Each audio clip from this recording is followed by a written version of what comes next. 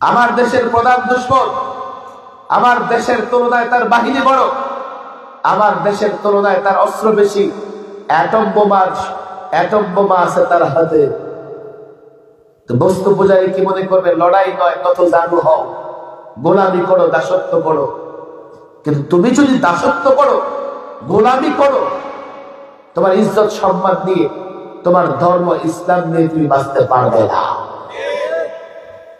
আর যারা ঈমানবাদী, তারা বস্তুতে বিশ্বাসী নয়। বস্তু প্রয়োজন হয়, কিন্তু বস্তুই সব এমন নয়। তারা মনে করে আল্লাহ যা চাই তাই করেন। কথা ঠিক না? ঈমানবাদী ইসলামবাদী ক্লাব থেকে তৈরি হয়, ক্লাব থেকে তৈরি হয়, কলেজ থেকে তৈরি হয়, ইসলাম থেকে, স্কুল থেকে তৈরি হয়, মাদ্রাসা থেকে তৈরি হয়। তাহলে মাদ্রাসা থেকে ঈমানবাদী ইসলামবাদী তৈরি হলে দেশ হেফাজতে যখন প্রয়োজন হবে, আপনাদের সাথে সবার আগে তারা থাকবে।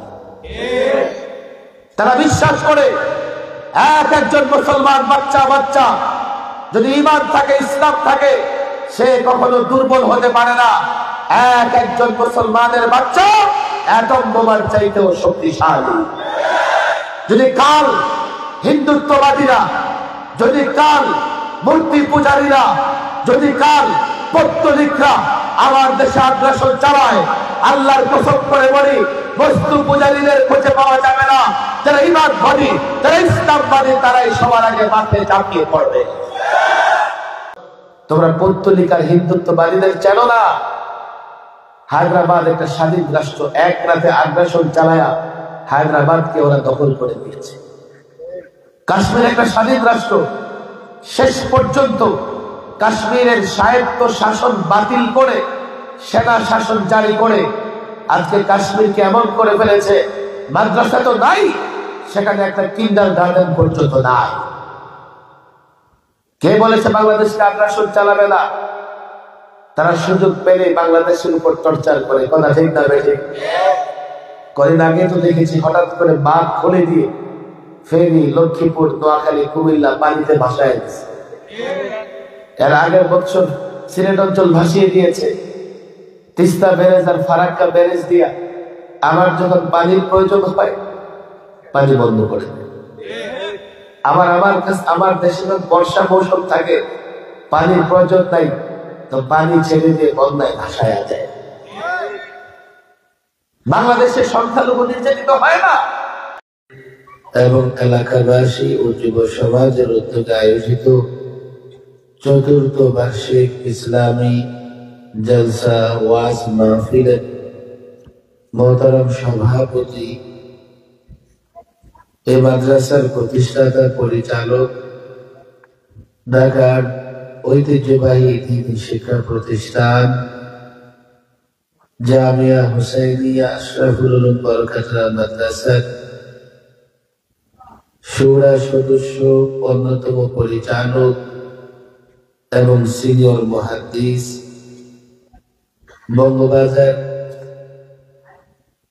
বঙ্গবাজার ঐতিহাসিক একটি মসজিদের খতিব মুফতি মীর মোহাম্মদ হেদায়েতুল্লাহ গাজী, মঞ্চে উপস্থিত প্রধান মেহমান হাজী মোহাম্মদ কামাল হোসেন, আমন্ত্রিত উলামায়ে কেরাম, বিশেষ অতিথিবৃন্দ, বিশেষ করে শ্রীপুরের অন্যতম আলেম,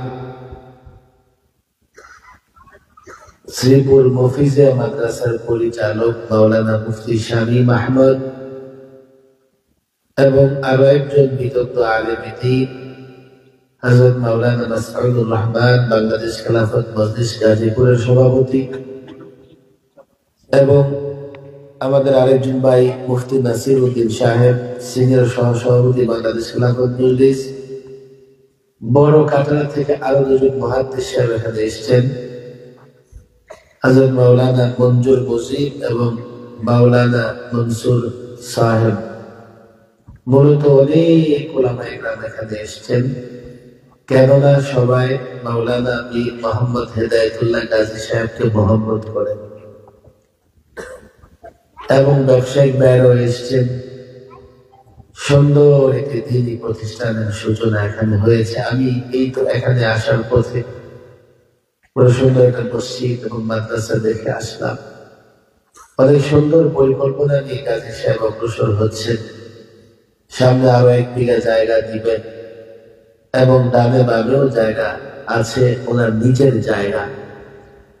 ধীরে ধীরে এই প্রতিষ্ঠানের জন্য যেটুকু জায়গা দরকার উনি ব্যবস্থা করবেন। ঢাকায় থাকেন, অনেক আহলে খায়ের মাদ্রাসা মসজিদকে মহব্বত করেন, তাদের সঙ্গে সম্পর্ক রাখেন। আমার বিশ্বাস যদি আপনারা সহযোগিতা করেন, এই এলাকায় বড় একটা দিনী প্রতিষ্ঠান তার নেতৃত্বে হবে। সহযোগিতা করবো তো ইনশাআল্লাহ। দিনী প্রতিষ্ঠান দরকার আছে না নাই? দিনী প্রতিষ্ঠানগুলো যদি কোনো এলাকায় দিনী প্রতিষ্ঠান তৈরি হয়, শুধুমাত্র সেই এলাকার জায়গার দাম নয়, লোকদের দামও বেড়ে যায়। অনেক কথাই তো বলতে মন চায়, তো রাত কিন্তু অলরেডি 12টার কাছাকাছি। সারাদিন অন্তত বিকেল থেকে মাহফিল চলতেছে, তাই না? এখন সময় এসেছে আমরা দোয়া করে বাড়ি যাব। অনেক পরিশ্রম করেছি আমরা বিকেল থেকে, এখন পারিশ্রমিক নিয়ে বাড়ি যাব। যেমন দিনমজুর যখন তার কাজ শেষ করে তো বিকেল বেলায় তাকে মজুরি দেওয়া হয়, বাড়ি চলে যায়। আমরা মূলত আল্লাহ তাবারক ওয়া তাআলার কাছ থেকে পারিশ্রমিক নিয়ে বাড়ি যেতে চাই। এত রাতে লম্বা আলোচনা নয়, দোয়া করে সবাই বাড়ি যাবো। যাবো তো ইনশাআল্লাহ। কিছু যুবক ভাই দাঁড়িয়ে আছেন, আমি জানি আপনাদের পায়ে বড় শক্তি, এনার্জি আছে। আমি খুব দ্রুত দোয়ার দিকে যাব, সেই জন্য কেউ দাঁড়িয়ে থাকবো না। মাঠে আমি জানি না কোথায় যেন কিছু ইয়ং পার্সন দেখা যায়, আমি তাদেরও বলবো এইদিকে জায়গা আছে, আমরা দোয়া করে বাড়ি যাবো তো সবাই ইনশাআল্লাহ। আমি তো শুনেছি এলাকায় নাকি 12টা 1টা পর্যন্ত মাহফিল চলে নাকি? থাকবো 1টা পর্যন্ত? সবাই থাকবো না? যারা শুধু ইনশাআল্লাহ ওরা থাকবে? সবাই কত 15 মিনিট থাকবো? বেশি? সারা রাতে থাকবো বলতেছি। লম্বা সময় আলোচনা করবো না, আমার তো যাওয়া লাগবে। আপনারা তো 2 কদমে বাড়ি চলে গিয়ে কম্বল গরম করে ফেলবেন। আবার কালামার সিলেট প্রোগ্রাম, সকালে আমি সিলেট রওনা হব। আবার আজকে এখানে একটা প্রোগ্রামে আসছি মনে করতেছে, ওই মাগরিবের পর থেকে প্রোগ্রাম শুরু করছি, শেষটা ঠেকছে এখানে। কি করবো ভাই, উপায় নাই। তারপরেও মাশাআল্লাহ এই যে শ্রীপুরের 4টা প্রোগ্রামে গেছি, প্রত্যেকটা প্রোগ্রামে লোকজনের উপস্থিতি একেবারে অন্তর ঠান্ডা হয়ে যাওয়ার মতো। মাগরিবের পরে যেখানে বয়ান করছি, পৌর মুক্ত মঞ্চ, ইসলামী ঐক্য জোটের উদ্যোগে একটা তাফসীর করার মাহফিল। মাগরিবের পরেও মাশাআল্লাহ মাঠের লোকজন জায়গা দেওয়া যায়। আমাদের এখানে কারি সাহেব হুজুর তেলাওয়াত করছেন, বলে চমৎকার। কারি সাহেব হুজুর একটা স্থানীয় ওলামা ঐক্য পরিষদ গঠন করেছেন, সেখানেও সব মিলে আমার মনে হলো শ্রীপুরের মানুষ নিঃসন্দেহে ইসলামকে ভালোবাসে। এই যে আপনারা প্রায় 12টা পর্যন্ত বসে আছে, যাওয়ার সময় নোট মিলবে, নোট দেওয়া হবে, কিংবা গাজী সাহেব কি বিরিয়ানির ব্যবস্থা করছেন? তাও না, এরপরে বসে আছেন, আবার দেখে কি লাভ হবে? আল্লাহর জন্য। এই যে আসল কথা, বসে আছি কার সন্তুষ্টির জন্য? আমি আপনাদের শুকরিয়া আদায় করতেছি, এত রাত পর্যন্ত বসে আছি। আমি বড় টেনশনে ছিলাম, গাজী সাহেব আপন মানুষ, মনে হয় দেরি করে ফেলতেছে। এসে দেখি যে না, দেরি তো হয়ই না, বরং আরো মাহফিল বয়ান বাকি আছে, বক্তা একজন চলতেছে। গাজী সাহেব বললেন যে এখনো কি রাস্তায় লোকজন আছে নাকি? যদি কেউ রাস্তায় থেকে থাকে আমি অনুরোধ করি, শেষ ভালো যার সব ভালো যার। দ্রুত আসেন, আমরা একসঙ্গে দোয়া করে খুব দ্রুত সময়ের মধ্যে বিদায় দিব। এই যে গাজী সাহেব একটা মাদ্রাসার কাজ শুরু করেছেন, এই মাদ্রাসাগুলো অনেকে মনে করে কি জানেন যে শুধু মরার পরে কাজে লাগবে। আমি বলি মাদ্রাসাগুলো শুধু মরার পরে নয়, দুনিয়াতেও কাজে লাগবে। মরার পরে মাদ্রাসা কাজে লাগবে, ওলামায়ে কেরাম তো বলেন, আপনারাও জানেন। এই মাদ্রাসাগুলো দুনিয়াতে কেমনে কাজে লাগবে এটাও আমাদের জানা দরকার আছে। আমার দিকে আপনারা খেয়াল করবেন, 10টা 15 মিনিট একটু আমার কথাগুলো বুঝবার চেষ্টা করেন। ইসলাম এবং মুসলমানের উপরে ষড়যন্ত্র নতুন নয়। যখন ইসলাম মুসলমানের উপর ষড়যন্ত্র হয়েছে, এই ষড়যন্ত্র মোকাবেলায় কারা রাস্তায় নেমেছে, কারা সংগ্রাম করেছে, কারা লড়াই করেছে। পরকালেরটা তো পরকালে, পরে পাবেন। একটা এক্সাম্পল যদি আমি দেই, আমি নিকটবর্তী কিছু উদাহরণ আপনাদের কাছে দিতে চাই। ইংরেজ 200 বৎসর এই ভারতকে গোলামের চিত্রে আবদ্ধ করে রেখেছে। 200 বৎসর ইংরেজরা কি করেছে? আমার জায়গা, আমি চাষাবাদ করবো, মুরব্বীরা এখানে আছে, কর দিতে হয়েছে ইংরেজকে। আমার দেশে আমি পড়া দিব, আমার ধর্ম আমি পালন করব, ইংরেজদের নির্দেশনার অপেক্ষায় থাকতে হয়েছে। আমার ধর্ম আমি সঠিকভাবে পালন করব, তো ইংরেজ মির্জা গোলাম মাহমুদ কাদিয়ানী সহ আর অনেক ভণ্ড নষ্ট মানুষ ইসলামের নামে দাঁড় করিয়ে দিয়েছে, যারা আমাকে ইসলাম সঠিকভাবে শিখতে দেয় না। এখন তো একদল আছে, আপনাদের দিকেও থাকতে পারে হয়তো, তারা নিজেদেরকে দাবি করে সনাতন ধর্মে, অথচ ইতিহাস বলে, মুরব্বীরা সাক্ষী, এই হিন্দুত্ববাদীরা ইংরেজ যখন আমাদের গাড়ে সওয়ার হয়েছে, হিন্দুত্ববাদীরা ইংরেজদের সহযোগিতা করেছে, এলাকায় এলাকায় ইংরেজ থেকে জায়গির এনে মুসলমানদের উপর অত্যাচার করেছে। মুসলমানদের থেকে ট্যাক্স খাজনা ইংরেজরা তুলেছে এই ইংরেজ হিন্দু জমিদারদের মাধ্যমে। 200 বৎসর যখন ভারত গোলামের চিত্রে আবদ্ধ ছিল, এই ভারতকে মুক্ত করবার জন্য সবার আগে সর্বাগ্রে যারা ত্যাগ এবং কুরবানি স্বীকার করে ময়দানে ঝাঁপিয়ে পড়েছেন, তারা ছিলেন ওলামায়ে কেরাম, ওলামায়ে দেওবন্দ এবং ওলামায়ে দেওবন্দের উত্তরসূরি পূর্বসূরিগণ। ইংরেজরা প্রায় 20,000 আলেমকে ফাঁসির কাছে ঝুলিয়েছে। 20,000, একজন দুজন না। দিল্লি শাহী মসজিদের বারান্দায় ফাঁসির কাস্ট স্থাপন করা হয়েছে। সকাল বিকাল আলেমদের ধরে ধরে ওখানে ফাঁসি দেওয়া হতো। এক ইংরেজ ঐতিহাসিক, নাম তার টমসন, সে লিখে কি জানেন তার ইতিহাস? ইংরেজ মুসলমান ঐতিহাসিক। আপনাদের কষ্ট হচ্ছে না তো? সে লিখে যে আমি রাতে তাঁবুতে ফিরে গেলাম, গিয়ে দেখি আমার নাকে মানুষ পোড়ানোর গন্ধ আসছে। তো তাঁবুর পেছনে গিয়ে দেখি 20 জন আলেমকে উলঙ্গ করে আগুনে পোড়ানো হচ্ছে। আর 20 জন আলেমকে উলঙ্গ করে দাঁড় করে রাখছে। ইংরেজ বলতেছে, ইংরেজদের পক্ষে কথা বলো, না হলে তোমাদেরকেও এইভাবে আগুনে পোড়ানো হবে।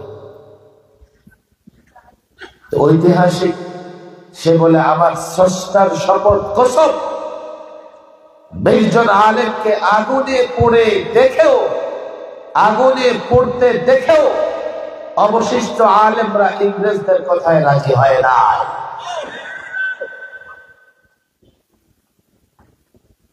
আপনারা শিক্ষিত মানুষ, ভারতকে ইংরেজ থেকে মুক্ত করার দরকার ছিল। আলেমদের নেতৃত্বে কাজ করেছে সাধারণ মানুষ। মূলত মুসলিম এবং ওলামায়ে কেরাম একত্রিত হয়ে ভারত মুক্ত করেছে, ভারত স্বাধীন করেছে। যদি আমরা মুক্ত না হতাম, আমরা আমাদের ধর্মকর্ম পালন করতে পারতাম না, আমরা নিজ দেশে ইংরেজদের গোলাম হয়ে জীবনযাপন করতাম। অনেক কথা, ইংরেজ আমলের ইতিহাসের কথা বর্তমানেও যদি আমার দিকে তাকান রে ভাই, দেশ যদি আক্রান্ত হয়, দেশ যদি আক্রান্ত হয়, এই মাদ্রাসাগুলো পরকালে কাজে লাগবে পড়ে। আমি তো পরিষ্কার বলি, দেশ আক্রান্ত হলে মাদ্রাসার ছাত্র শিক্ষক যারা মাদ্রাসাকে মহব্বত করে, যারা আলেমদেরকে মহব্বত করে, তারা আগে দেশের পক্ষে দাঁড়িয়ে যাবে। এই মাদ্রাসাগুলো পরকালে তো কাজে লাগবেই, দুনিয়াতে কতটা কাজে লাগে। একবার বাংলাদেশের একটা দৈনিক নয়া দিগন্ত একটা রিপোর্ট ছেপেছে, কি জানেন? যে বাংলাদেশের কোন জায়গায় অপরাধ কম সংঘটিত হয়, সেটা রিপোর্টে দেখিয়েছে যে বাংলাদেশের পুরাতন ঢাকায়, আমরা যে এলাকায় বসবাস করি, তুলনামূলক অপরাধ কম সংঘটিত হয়। কেন? সেখানে দুইটা প্রাচীন দিনী প্রতিষ্ঠান আছে বড়। যেখানে দিনী প্রতিষ্ঠান থাকে সেখানে অপরাধ কেন সংঘটিত হয়? এই প্রতিষ্ঠানের হাজার হাজার ছাত্র পড়াশোনা করে, একটা ছাত্র চাঁদাবাজি করে না। ঢাকা ইউনিভার্সিটি, ঢাকা কলেজ, খবর দিয়ে দেখেন, এর সামনে পেছনে কোন দোকানদার চাঁদা না দিয়ে দোকানদারি করতে পারে না। পুরান ঢাকায় রাতের 2টা-3টায় যান, আপনাকে ছিনতাইকারী ধরবে না। আর নতুন ঢাকায় দুপুর বেলায় গলিতে ঢুকলে গলিতে আপনাকে আটকায় সব দিয়ে যাবে। এই মাদ্রাসাগুলো রহমত। যে এলাকায় মাদ্রাসা আছে অপরাধ কম সংঘটিত হয়। যে এলাকায় কমি মাদ্রাসা আছে সেখানে ভণ্ড এবং ভান্ডারির সংখ্যা কম। আমি বাংলাদেশের অনেক জায়গায় যাই, যখন সেখানে গিয়ে দেখি ভণ্ডামি হচ্ছে, আমি জিজ্ঞেস করি এখানে কি বড় কোনো মাদ্রাসা নাই? তো লোকেরা বলে হুজুর বড় কোনো মাদ্রাসা নাই। আমি গতকাল লক্ষ্মীপুর গিয়েছিলাম, নোয়াখালী লক্ষ্মীপুর। আমি কিছু লোকের ভণ্ডামি দেখে জিজ্ঞেস করলাম লক্ষ্মীপুরে বড় কোনো কবি মাদ্রাসা নাই? তো আলেমরা জবাব দিল শহরে কোনো বড় কবি মাদ্রাসা নাই। সেখানে একদল ইসলামের নামে যুবকদেরকে বিভ্রান্ত করতেছে। মরার পরে তো কাজে লাগবেই। যে এলাকায় মাদারিসে কওমিয়া দুর্বল, সে এলাকায় বাতিল শক্তিশালী। যে এলাকায় মাদারিসে কওমিয়া কম, সে এলাকায় চুরি, ছিনতাই, ডাকাতি বেশি। জান আপনারা দেখেন, যে এলাকায় মাদারিসে কওমিয়া বেশি, সে এলাকায় নারী নিরাপত্তায় থাকে বেশি। আর যেখানে মাদারিসে কওমিয়া নাই, অন্যান্য শিক্ষা প্রতিষ্ঠান আছে, ওপেন নারীকে ইমপ্রিজিং করা হয়, ওপেন নারীর ইজ্জত নষ্ট করা হয়। এই মাদ্রাসাগুলো এই জমিনের জন্য রহমত। মরার পরে তো কাজে লাগবেই। এখন আমরা যে ঝুঁকিতে আছি, বাংলাদেশ নাকি নতুন এক ষড়যন্ত্র হচ্ছে। আমি জানি না আপনারা বুঝতেছেন কিনা। এই যে বলা হয় না যে বাংলাদেশের সংখ্যালঘু নির্যাতিত হচ্ছে, এটা একটা দেশের বিরুদ্ধে ষড়যন্ত্র। বাস্তবতা হচ্ছে কি, বাংলাদেশের সংখ্যালঘু নির্যাতিত নয়, বাংলাদেশের সংখ্যালঘুরা জামায়া ধরে বসবাস করতেছে। আর গত 16 বছর তো ওদেরকে শুধু দুধ কলা খাওয়ানো হয়েছে। দুধ কলা খাইয়েছে ওদেরকে। এই জন্যই তো ফেসিবাদ বিদায় নেবার পরে হিন্দুত্ববাদীরা সবার আগে মাঠে নেমে দেশকে অস্থির করবার চেষ্টা করেছে। কে বলেছে দেশে সংখ্যালঘু নির্যাতিত হয়? মূলত সংখ্যালঘু নির্যাতিত হয় এই কথা বলে তারা বাংলাদেশে আগ্রাসন চালাতে চায়। আমার অনেক যুবক ভাইরা বলবে হুজুর কে চালাবে এই দেশে আগ্রাসন? তোমরা পৌত্তলিকার হিন্দুত্ববাদীদের চেনো না। হায়দ্রাবাদ একটা স্বাধীন রাষ্ট্র, এক রাতে আগ্রাসন চালায়া হায়দ্রাবাদকে ওরা দখল করে দিয়েছে। কাশ্মীর একটা স্বাধীন রাষ্ট্র, শেষ পর্যন্ত কাশ্মীরের স্বায়ত্ত শাসন বাতিল করে সেনা শাসন জারি করে আজকে কাশ্মীরকে এমন করে ফেলেছে, মাদ্রাসা তো নাই, সেখানে একটা কিন্ডার গার্ডেন পর্যন্ত নাই। কে বলেছে বাংলাদেশকে আগ্রাসন চালাবে না? তারা সুযোগ পেলে বাংলাদেশের উপর টর্চার করে, কথা ঠিক না বেঠিক? কদিন আগে তো দেখেছি হঠাৎ করে বাঁধ খুলে দিয়ে ফেনী, লক্ষ্মীপুর, নোয়াখালী, কুমিল্লা পানিতে ভাসায় দিয়েছে। এর আগের বছর সিলেট অঞ্চল ভাসিয়ে দিয়েছে। তিস্তা ব্যারেজ আর ফারাক্কা ব্যারেজ দিয়া আমার যখন পানির প্রয়োজন হয় পানি বন্ধ করে দেয়। আমার দেশে যখন বর্ষা মৌসুম থাকে, পানির প্রয়োজন নাই, তো পানি ছেড়ে দিয়ে বন্যায় ভাসায়া যায়। বাংলাদেশে সংখ্যালঘু নির্যাতিত হয় না, সংখ্যালঘু নির্যাতিত হয় তাদের দেশে, কথা ঠিক না ঠিক? দেশ একটা ঝুঁকির মধ্যে আসে, আমি জানি না আপনারা বুঝতেছেন কিনা। তবে এই দেশ কারা হেফাজত করবে? আমি বলি দেশের মানুষকে দুই ভাগে ভাগ করা যায়। এক ভাগ বস্তুবাদী, বস্তু বস্তু মনে করে বস্তু বলেই সব, বস্তু নাই তো কিছুই নাই। এই জন্য তারা বস্তুর আশায় পশ্চিমাদের তন্ত্র মন্ত্র রীতি নীতি ফলো করে। আরেক দল হচ্ছে ইসলামবাদী, ইমানবাদী। ইমানবাদী যারা বস্তুবাদী, যারা বস্তু পূজারী, তারা দেশ কেন হেফাজত করতে পারবে না? আমার দেশের প্রধান দুশ্মন আমার দেশের চাইতে তার দেশটা অনেক বড়। আমার দেশের প্রধান দুশ্মন আমার দেশের তুলনায় তার বাহিনী বড়, আমার দেশের তুলনায় তার অস্ত্র বেশি। অ্যাটম বোমা আছে তার হাতে। তো বস্তু পূজারী কি মনে করবে? লড়াই নয়, কত জানু হও, গোলামি করো, দাসত্ব করো। কিন্তু তুমি যদি দাসত্ব করো, গোলামি করো, তোমার ইজ্জত সম্মান নিয়ে, তোমার ধর্ম ইসলাম নিয়ে তুমি বাঁচতে পারবে না। আর যারা ইমানবাদী তারা বস্তুতে বিশ্বাসী নয়। বস্তু প্রয়োজন হয়, কিন্তু বস্তুই সব এমন নয়। তারা মনে করে আল্লাহ যা চাই তাই করেন, কথা ঠিক না? ইমানবাদী ইসলামবাদী ক্লাব থেকে তৈরি হয়, ক্লাব থেকে তৈরি হয়, কলেজ থেকে তৈরি হয়, ইসলাম থেকে, স্কুল থেকে তৈরি হয়, মাদ্রাসা থেকে তৈরি হয়। তাহলে মাদ্রাসা থেকে ইমানবাদী ইসলামবাদী তৈরি হলে দেশ হেফাজতে যখন প্রয়োজন হবে আপনাদের সাথে সবার আগে তারা থাকবে। তারা বিশ্বাস করে একজন মুসলমান বাচ্চা যদি ঈমান থাকে, ইসলাম থাকে, সে কখনো দুর্বল হতে পারে না। একজন মুসলমানের বাচ্চা অ্যাটম বোমার চাইতেও শক্তিশালী। যদি কাল হিন্দুত্ববাদীরা, যদি কাল মূর্তি পূজারীরা, যদি কাল পৌত্তলিকরা আমার দেশে আগ্রাসন চালায়, আল্লাহর কসম করে বলি বস্তু পূজারীদের খুঁজে পাওয়া যাবে না। যারা ঈমানবাদী, যারা ইসলামবাদী, তারাই সবার আগে মাঠে ঝাঁপিয়ে পড়বে। এই মাদ্রাসাগুলো শুধু পরকালে নয়, দুনিয়াতেও কাজে লাগবে। আমি তো বলি দেখেন, 3 বছরও যদি মাদ্রাসায় পড়া, তো আমি 3টা গ্যারান্টি দিয়ে দিই। নুরানি বক্তব্য, আলেম হাফেজ না, নুরানি বক্তব্য 3 বছর পড়াবেন, গ্যারান্টি 3টা। এক ভালো করে শুনেন, 3 বছর পড়বে, স্কুলের 5 বছরের পড়াশোনা শেষ করে ফেলবে। হাতের লেখা এত সুন্দর হবে, আমি গাজী সাহেবকে অনুরোধটাই করব, এলাকার প্রত্যেকটা বাচ্চাকে এখানে ভর্তি করাবেন। চ্যালেঞ্জ। 1 বছর পরে দেখবেন সে কতটুকু অগ্রসর হয়েছে। 3 বছর পড়বার পরে হাতের লেখা এত সুন্দর হবে, এসএসসি এইচএসসি লোকেরা এত সুন্দর করে লিখতে পারবে না। চ্যালেঞ্জ করে বলি। 2, সে মানুষ হবে, মানুষ হবে।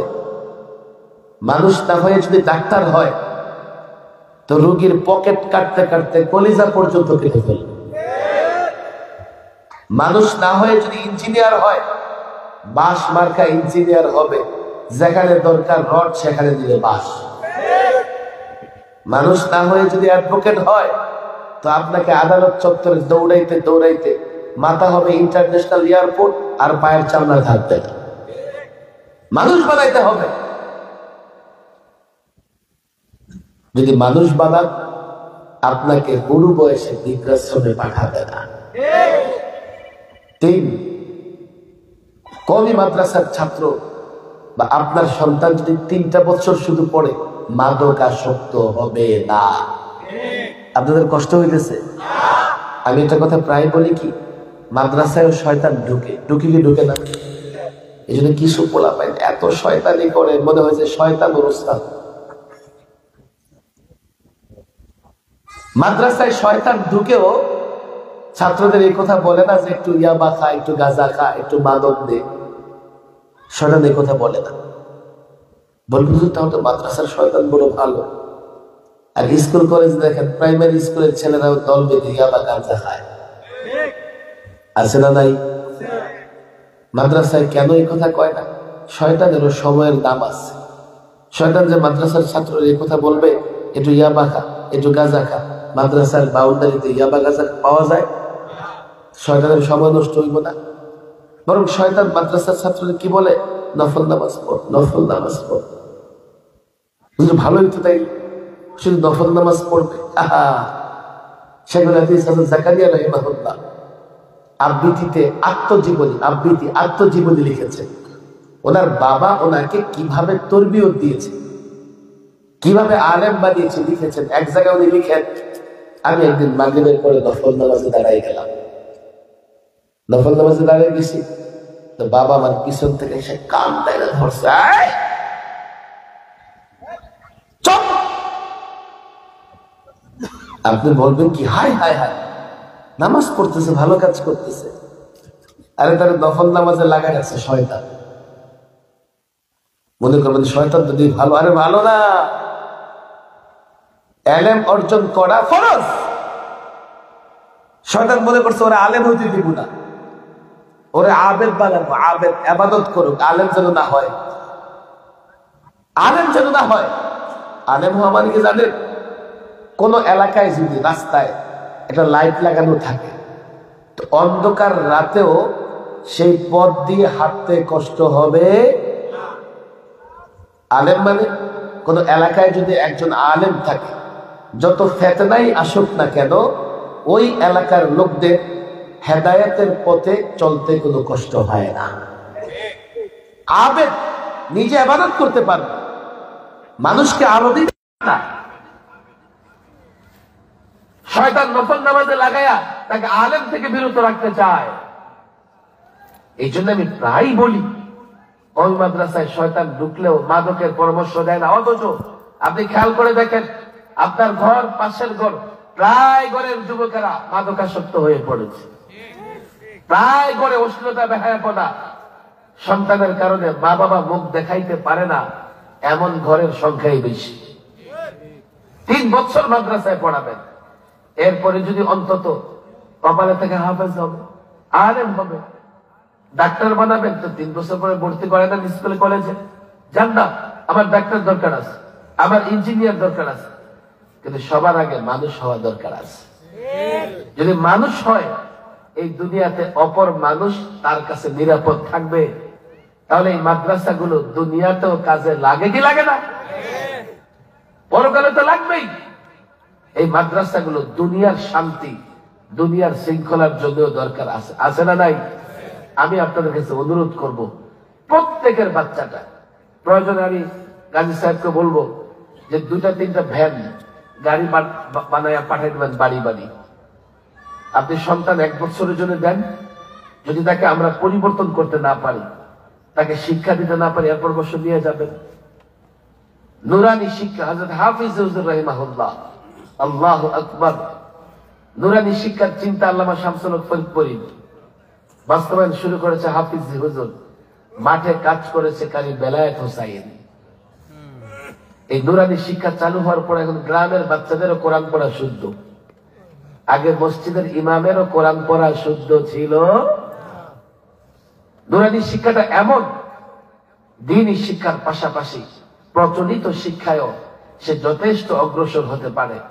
আমি মনে করি এখানে একটা দ্বীনি প্রতিষ্ঠান হচ্ছে, আপনি আমার দাওয়াত দিয়ে আনবেন একজন, আর দ্বীনি প্রতিষ্ঠান হলে কারখানা, কারখানা এখান থেকে বক্তা, এখান থেকে মুহাদ্দিস, এখান থেকে মুফাসসির তৈরি হবে। কথা ঠিক না বেঠিক?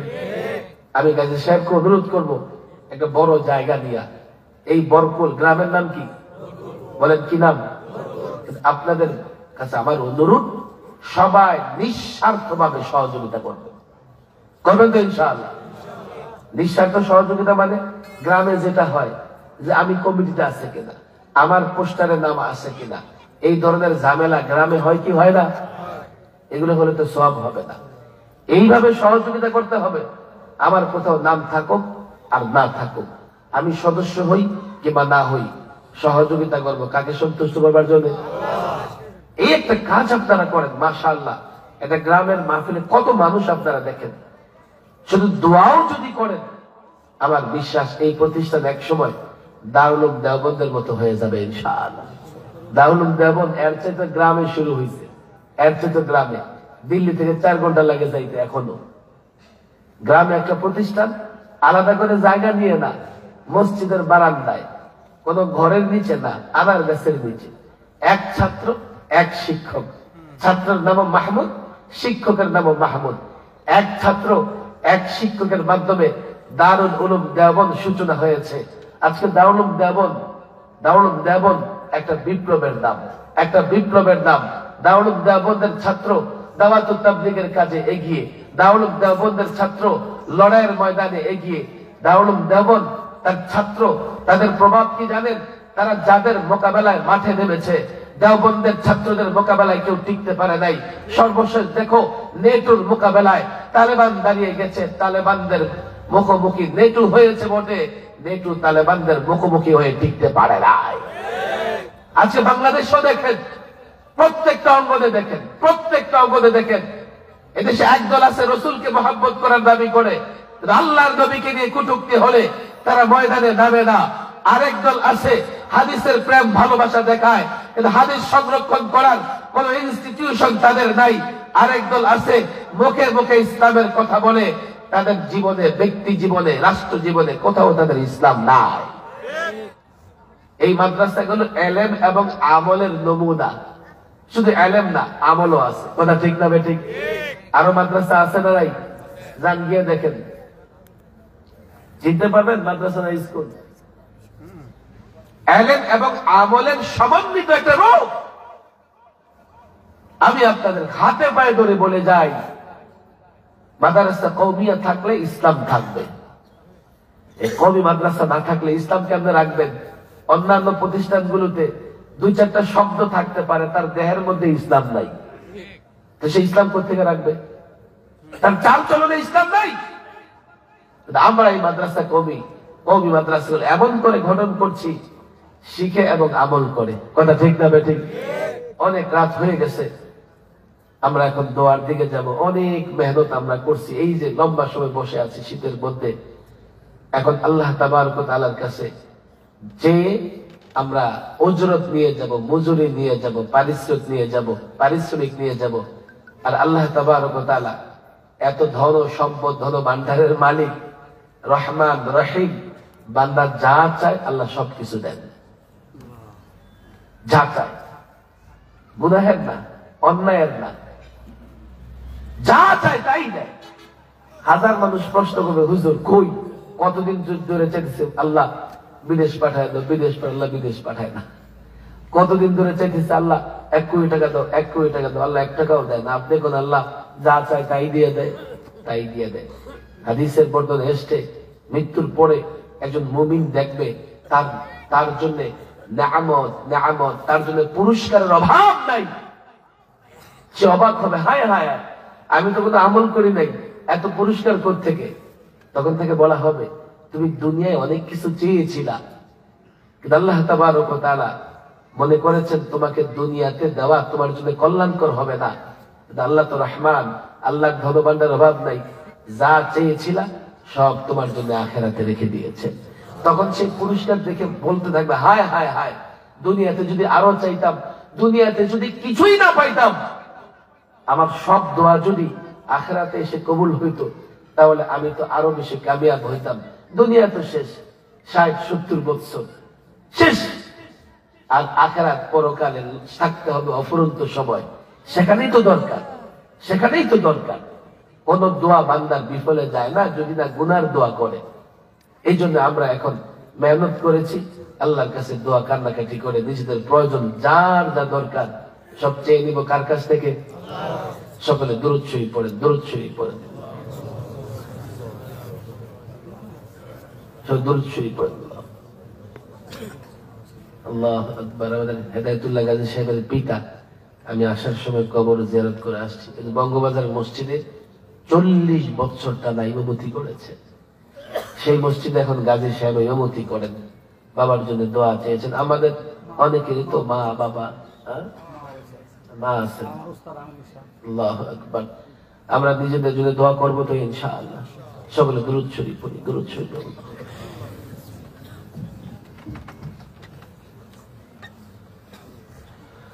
اللهم انت السلام ومنك السلام تباركت يا ذا الجلال والإكرام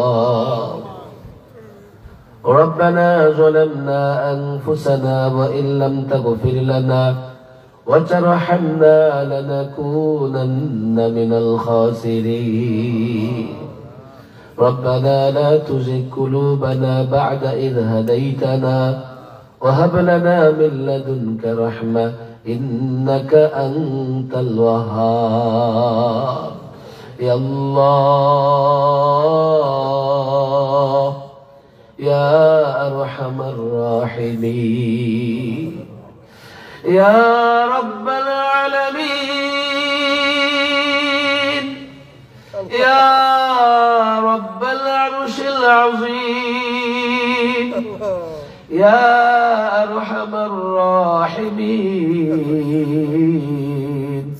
يا أكرم الأكرمين يا ذا الجلال والإكرام يا ذا القوة المتين يا الله يا حي يا قيوم الله تبارك وتعالى বিকেল থেকে মধ্যরাত পর্যন্ত কোরআনের মহব্বতে, মাদ্রাসার মহব্বতে, উলামাদের মহব্বতে যারা মাহফিলে বসে আছে, মালিক তোমার কাছে ফরিয়াদ, তাদের প্রত্যেককে তুমি তোমার দ্বীনের জন্য কবুল করে নাও। মালিক আমরা যত গুনাহ করেছি, ভুল করেছি, অন্যায় করেছি, নফসের উপর জুলুম করেছি, জেনে করেছি না জেনে করেছি, শয়তানের ধোঁকায় পড়ে গুনাহ করে ফেলেছি, মালিক সমস্ত গুনাহের জন্য লজ্জিত অনুতপ্ত হয়ে তওবা করতেছি। মালিক তুমি আমাদের সকলকে মাফ করে দিয়ে তোমার নেককার বান্দাদের অন্তর্ভুক্ত করে নাও। আল্লাহ তাবারক ওয়া তাআলা আমাদের মধ্যে যারা অসুস্থ তাদেরকে সুস্থতার নিয়ামত দান করো, যারা পেরেশানিতে আছে পেরেশানি দূর করে দাও, যারা অভাব অনটনে আছে অভাব অনটন মোচন করে দাও, যারা বেকার আছে তাদের জন্য কর্মসংস্থানের ব্যবস্থা করে দাও। আল্লাহ তাবারক ওয়া তাআলা যাদের দাম্পত্য জীবনে দ্বন্দ্ব কলহ আছে, দ্বন্দ্ব কলহ মিটিয়ে দিয়ে সুখময় দাম্পত্য জীবনের ব্যবস্থা করে দাও। আল্লাহ তাবারক ওয়া তাআলা সন্তানদেরকে মাতা পিতার অনুগত বানায়া দাও, মা বাবাকে এমন বানিয়ে দাও যেন সন্তানকে কোরআনে কারীমের তালিম দেয়। আল্লাহ প্রত্যেকটা ঘরে শান্তি নাজিল করো, এই সমাজে শান্তি নাজিল করো, এই দেশে শান্তি নাজিল করো। গোটা বিশ্ব মুসলিমরা যেখানে বসবাস করে প্রত্যেকটা মুসলমানকে নিরাপত্তার চাদর দিয়ে আবৃত করে দাও। জালেমের জুলুম থেকে হেফাজত করো, কাফের বেঈমানের জুলুম থেকে হেফাজত করো।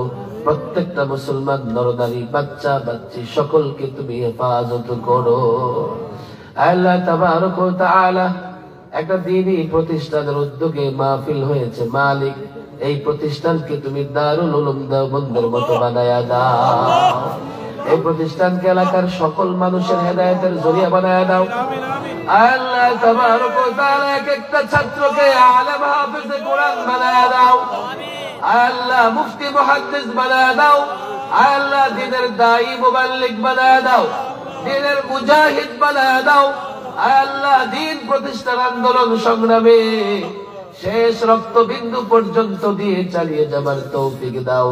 আল্লাহ বাংলাদেশের প্রত্যেকটা মাদ্রাসাকে তুমি কবুল করে দাও, লালবাগ মাদ্রাসাকে কবুল করে দাও, বড়কাটার মাদ্রাসাকে কবুল করে দাও। মালিক মৃত্যু পর্যন্ত এই মাদ্রাসাগুলোর খেদমত করে যাবার তৌফিক দাও। আল্লাহ গুনাহের কারণে মাদ্রাসা থেকে দূরে সরায় দিও না। আল্লাহ গুনাহের কারণে ভুলের কারণে দ্বীনি কাছ থেকে দূরে সরায়া দিও না। মালিক মৃত্যু পর্যন্ত দ্বীনি কাজ করে যাবার তৌফিক দাও। আল্লাহ এই জমিনে কোরআন এবং সুন্নাহর হুকুমত প্রতিষ্ঠার তৌফিক দাও। মালিক তোমার কাছে বড় ফরিয়াদ, আমাদের বন্ধুবর বীর মোহাম্মদ হেদায়েতুল্লাহ গাজী সাহেবের বাবা কবরে চলে গেছে। 40 বছর 5 ওয়াক্ত নামাজে দাঁড়ায় তাকবীর দিয়া লোকদের নিয়ে তোমার দরবারে সিজদা করেছে, রুকুতে পড়েছে। আয় আল্লাহ কবরের বাসিন্দা হয়ে গেছে, তার খবর তুমি জান্নাতের বাগান বানায়া দাও। আয় আল্লাহ আমার বাবা আমি জেলে থাকা অবস্থায়, আয় আল্লাহ জেলে থাকা অবস্থায় দুনিয়া থেকে বিদায় দিয়ে চলে গেছে। আমার বাবা সাধারণ একজন মানুষ, আয় আল্লাহ সাধারণ মানুষ হিসেবে তোমার কাছে চলে গেছে। মালিক তার অনেক ভুল ত্রুটি আছে, মাফ করে দাও। আল্লাহ তার কবরটারে জান্নাতের বাগান বানায়া দাও। যারা হাত তুলেছে জানি না কার বাবাকে মাটি চাপা দিয়েছে, কার মাকে অন্ধকার কবরে রেখে তোমার দরবারে হাত তুলেছে জানি না, এমন কোন বাবা সন্তানকে মাটি চাপা দিয়ে তোমার দরবারে হাত তুলেছে। আল্লাহ কবরের খবর কেউ জানে না গো মালিক, জানি না কার কবরে জাহান্নামের আগুন দাউ দাউ করে জ্বলতেছে। তোমার কাছে ফরিয়াদ মালিক, প্রত্যেকটা কবরবাসীর কবরকে তুমি জান্নাতের বাগান বানায়া দাও। আল্লাহ পীরজি হুজুর রাহিমাহুল্লাহ, সদর সাহেব হুজুর রাহিমাহুল্লাহ, হাফিজি হুজুর থেকে শুরু করে মুফতি আমিনী পর্যন্ত বাংলাদেশের সকল আকাবের আসলামদের কবর তুমি নূর দ্বারা পরিপূর্ণ করে দাও। আল্লাহ জমিনে কোরআনী শাসন প্রতিষ্ঠার জন্য মেহনত করতেছে, কোন আসবাব নাই, যোগ্যতা নাই। আল্লাহ কোন আসবাব নাই, যোগ্যতা নাই, কোন আমল নাই, কোন ইবাদত নাই। আল্লাহ কাবির আসলাফরা দ্বীন প্রতিষ্ঠার জন্য কাজ করে গেছে, আমরাও করতেছি। আকাবির আসলাফদের পথে আমাদেরকেও তুমি কবুল করে দাও। এই জমিনে কোরআন সুন্নাহর শাসন প্রতিষ্ঠা করতে পারি আমাদের জন্য সেই সুযোগ তৈরি করে দাও। আল্লাহ তাবারক ওয়া তাআলা এলাকাকে কবুল করে দাও। এই এলাকার প্রত্যেকটা কবরকে তুমি জান্নাতের বাগান বানায়া দাও। আল্লাহ গাজী সাহেবের মা 90 বছর বয়স, আল্লাহ আমার মা অসুস্থ, জানি না কার মা অসুস্থ, প্রত্যেকটা মাকে তুমি সুস্থ করে দাও। আল্লাহ মায়ের হায়াত, নেক হায়াত বৃদ্ধি করে দাও। আল্লাহ শেষ মুহূর্ত পর্যন্ত মায়ের খেদমত করার তৌফিক দাও। যাদের বাবা বেঁচে আছে তাদেরকে বাবার খেদমত করার তৌফিক দাও। আল্লাহ তাবারক ওয়া তাআলা আমাদের অভাব অনটন দূর করে দাও, ইজ্জতের সঙ্গে হালাল রিজিকের ব্যবস্থা করে দাও। ربنا آتنا في الدنيا حسنة وفي الآخرة حسنة وقنا عذاب النار. سبحان ربك رب العزة عما يصفون وسلام على المرسلين والحمد لله رب العالمين.